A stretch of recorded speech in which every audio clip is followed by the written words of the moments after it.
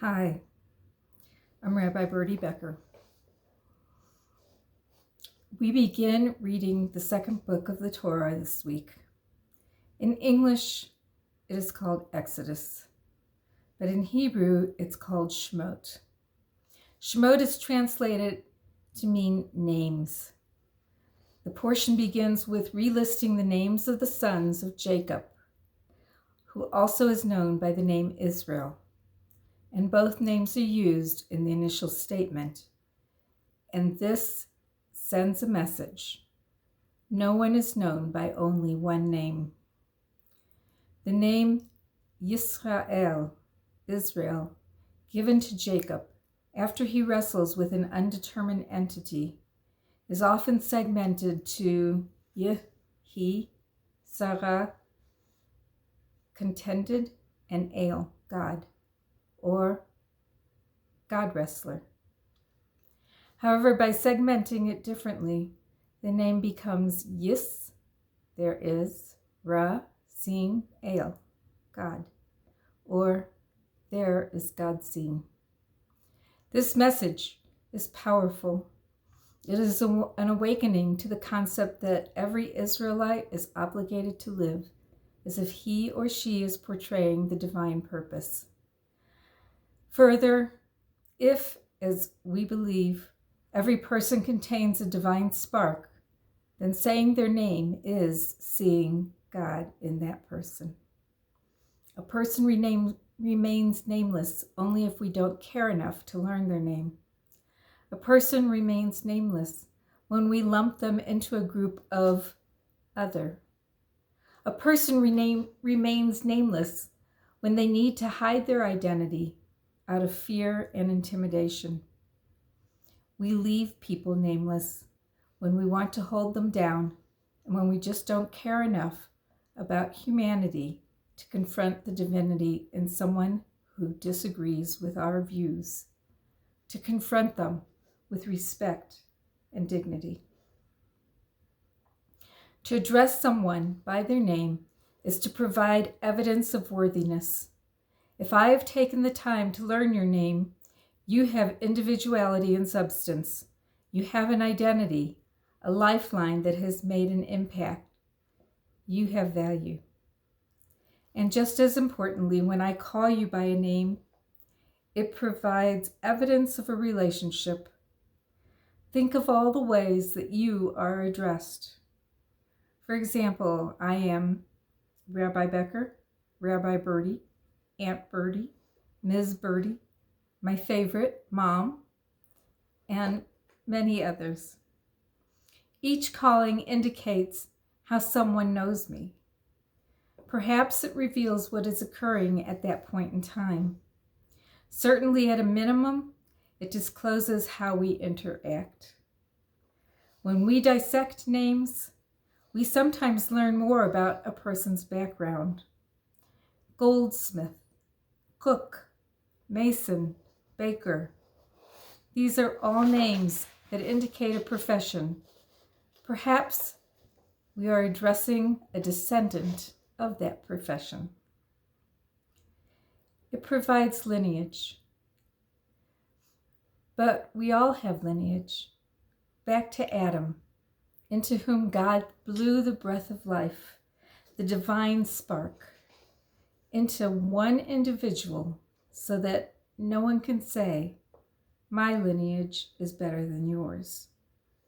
We are taken in this week's story from the God who remembered his promise to Abraham, Isaac, and Jacob, Adonai, a name which indicates sovereignty or power, to the God of Moses, Ayeh Asher Ayeh, I will be that which I will be. In other words, God is saying, I'm not only a powerful entity, but I can also be a responsive one. I can react to and accommodate your needs. Humanity may have a collective relationship with God, but each individual has the capacity to find their own relationship as well.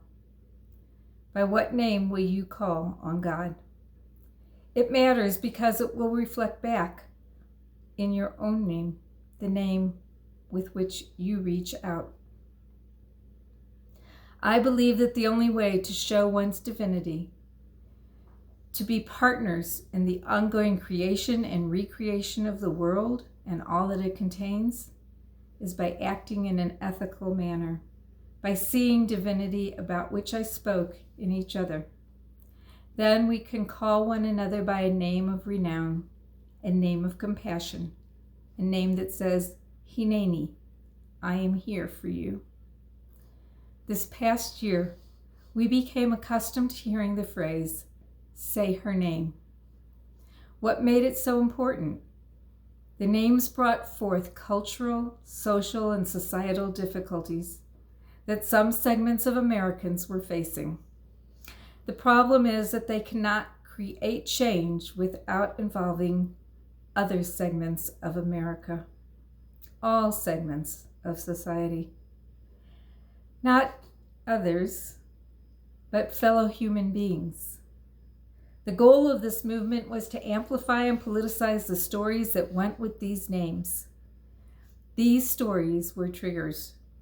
Faces and circumstances became associated with the names, and therefore they were no longer hidden or easily pushed aside. Say her name meant that the entire spectrum of difficulties unearthed by the movement were elevated in importance. The names were the focus that allowed deeper conditions to be analyzed, and hopefully we've begun to address them. With so much isolation we have had during the past year, there has been considerably less opportunity to hear our name. Being online is one way to keep your name before people. Using Zoom, TikTok, YouTube, or any other platform that allows us to see one another also surely allows us to use each person's name. One can only hope the use is of given names and not adjectives of degradation. The Hebrew poet Zelda wrote, "Unto every person there is a name bestowed on him by God and given to him by parents. Unto every person there is a name, accorded him by his stature and type of smile and style of dress. Unto every person there is a name, conferred by the mountains and the walls which surround him. Unto every person there is a name, granted him by fortune's wheel, of that which neighbors call him. Unto every person there is a name, assigned him by his failings and contributed by his yearnings. Unto every person there is a name, given to him by his enemies or by his love. Unto every person there is a name, derived from his celebrations and his occupation. Unto every person there is a name, presented him by the seasons and his blindness.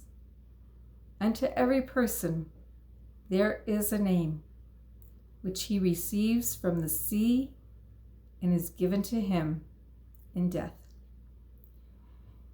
You have integrity. You have importance. You have an identity. You have a name. So do all individuals that you meet.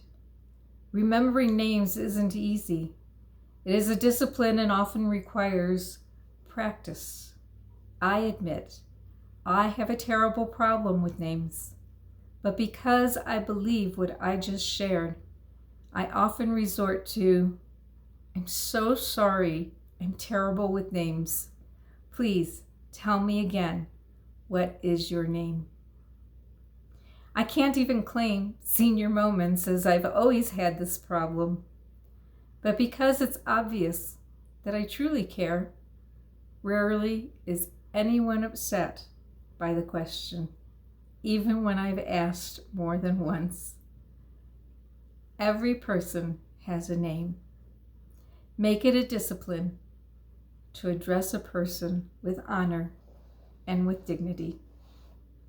Say their name. Shabbat Shalom.